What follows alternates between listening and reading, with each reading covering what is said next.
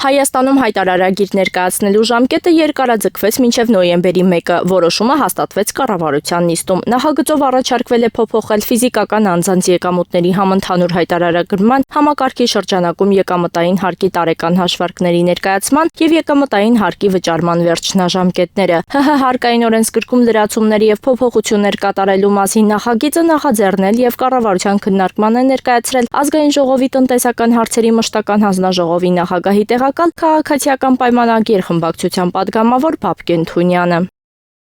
44-օրյա պատերազմի հանգամանքներն ուսումնասիրելու նպատակով խորհրդարանում ստեղծված քննիչ հանձնաժողովի զեկույցը կհրապարակվի սեպտեմբերի 27-ին հաջորդող խորհրդարանական նստաշրջանի ժամանակ։ Այս մասին լրագրողներին ասել է Ազգային ժողովի պաշտպանության եւ անվտանգության հարցերով հանձնաժողովի նախագահ Անդրանիկ Քոչարյանը։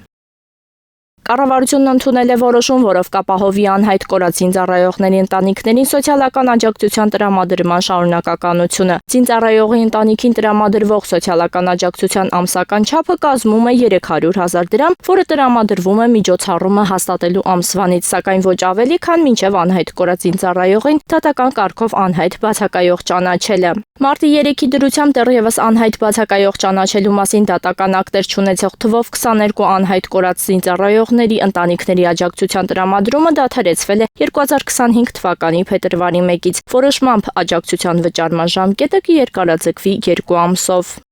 Արցախի ազգային անվտանգության ծառայության նախկին տնօրեն Արշավիր Ղարամյանը գրել է ՀՀ անկախության տարիների ամբողջ ժամանակահատվածի կնիքով բարոյական իրավունքներից զուրկի զավակներից առաջին հնգյակում գտնվողներից մեկն ասում է, որ այդ նույն հնգյակում գտնվողներից մեկ ուրիշը որոշ ժամանակ առաջ ճիշտ է ասել, արցախցիները մնային կկռվեին, թե չէ մի 10 հոգի են զոհվել։